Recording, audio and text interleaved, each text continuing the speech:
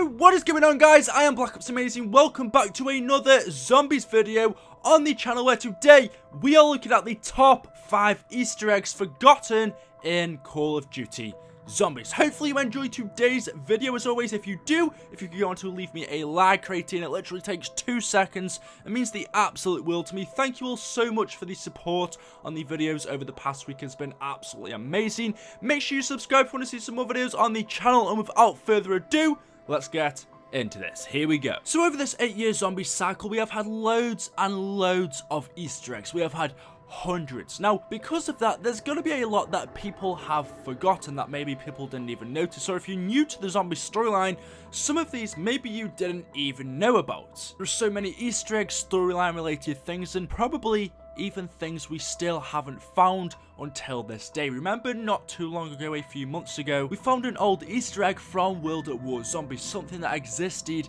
8 years ago, and it was only a few months ago that it was found. So with a ton of Easter eggs in Zombies and loads still undiscovered, let's take a look at the top 5 forgotten ones. Coming in at number 5 is the red insta-kill. Now, I remember the very first time that red insta-kill was discovered over on Transit in Black Ops 2. Basically, if you don't know what it is, it's part of the persistent upgrades that you could get in BO2, where if you manage to get it, you will get the ability to kill zombies just by touching them. You don't have to shoot them, you just run into them and the zombies will explode and die. And it was actually pretty easy to get this. All you had to do was get 2 insta-kills and not kill any enemies. Unlike a normal power-up, it only lasts for about 15 seconds, but it was actually really useful. You could be trapped in any corner, run into a horde of zombies, and they would all explode and die. I think it was something that really went under the radar because, come on, who really is going to not kill any zombies when you've got an insta-kill? And it was something that was discovered quite late into Transit, so wasn't really used too much after that. Therefore, really was a forgotten Easter egg, something that was actually quite useful and put into the game. But there we go, number 5 is the red insta-kill. Coming in at number 4 is the 8-bit Pareidolia song that you can find in Nuketown Zombies. Now, there's been a few rare songs that we've had in Zombies previously. The other 8-bit one we found in Moon was kind of a forgotten Easter egg as well that really went under the radar. But for this one, I want to talk about the Nuketown Zombies one. If you shoot off the heads of all of the mannequins in Nuketown Zombies, and this is the same for the normal Nuketown multiplayer map. And in fact, we've had quite a few Easter eggs in Nuketown. In the 2025, obviously, we had the moving mannequins, which was supposed to replicate zombies. But getting back to this, if you go around the map and shoot off the heads of all of the mannequins, they are very difficult to find since they're crammed in every corner of the map. They're even outside of the map, but you don't have a set time to do this. You shoot off all of the heads of the mannequins, and a 8-bit version of the Pareidolia song will start playing. Pareidolia,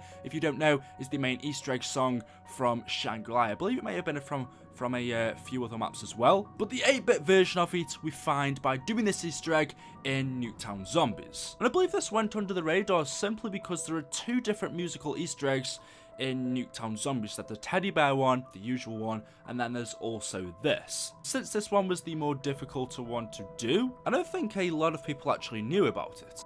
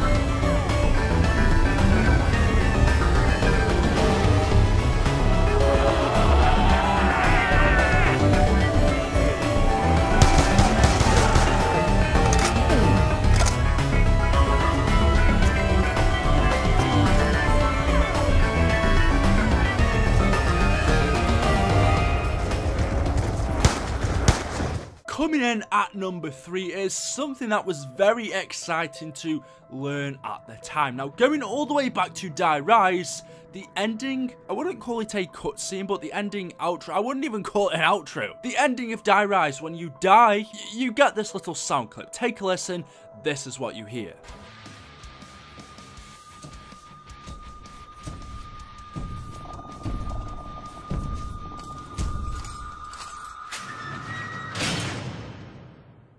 Now at the time, Die Rise was DLC 1. Obviously we now know that this was hinting towards DLC 2, the next map pack, the next installment for Black Ops 2 Zombies. But when this first came out, no one really knew what this meant or why we were hearing it. As far as we could hear, this didn't relate to anything in Die Rise. This sound clip, these footsteps in this prison cell that we could hear, was nothing to do with Die Rise, but we now know that it was a hint towards Mob of the Dead, the next map. But it's still kind of a bit strange. We can hear footsteps from a big creature stamping on the ground. We then hear a little bit of a growl, and then the next thing we hear is a prison cell lock. Now the most obvious answer is this was a hint towards the Mob of the Dead. In fact, this character walking is Brutus, the warden, and he shut the cells on maybe our 4 characters. But could this also have been a hint to Buried? In Buried, obviously we have the big giant Leroy locked in a cell. Could this be him or someone locking him in a cell? The only counter to that is the fact that we hear growling, which more would relate to Brutus. So it's still kind of strange, it's really cool, but more than likely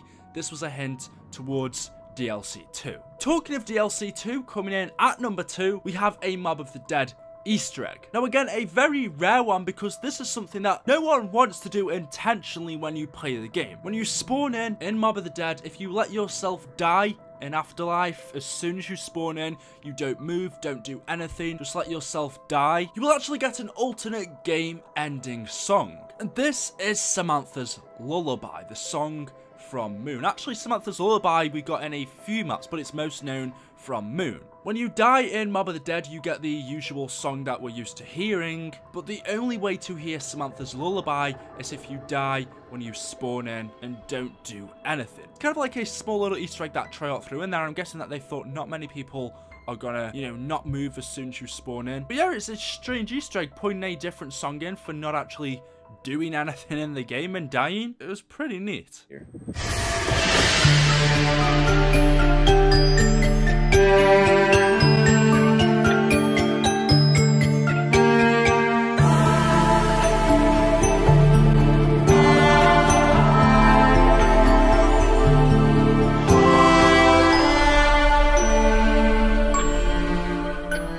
Now coming in at number 1 on the map Buried is the tip on how to get a free perk. Now, to be honest, I can rarely remember any Easter eggs from Buried. I think a lot of things in this map went under the radar, mainly because the Easter egg, the main Easter egg, was so big. Discovering at the end that either Maxis or Richtofen would take control, and then either Maxis would, you know, cease to exist, or Richtofen would become a zombie. You would get in Samuel's head. Because the main Easter egg was so big and interesting, I think a lot of these small Easter eggs on the side went under the radar, and this one including.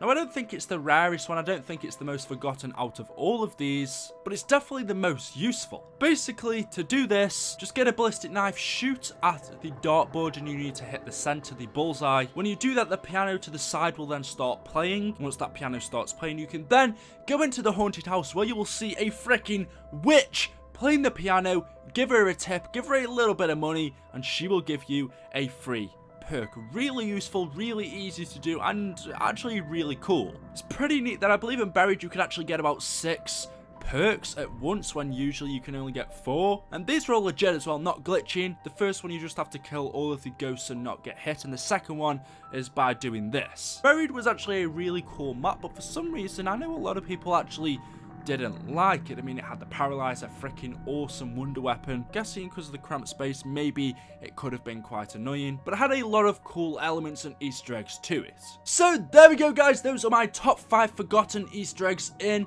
all of Call of Duty Zombies. There are so many more that I could have put in this video. So, if you want to see top 5 more forgotten Easter eggs, let me know by leaving a like rating on the video and leaving a comment in the comment section below. If you haven't already subscribed to the channel, subscribe for daily Zombies videos. Thank you for watching, and of course I will see you all in the next video. Thank you and goodbye.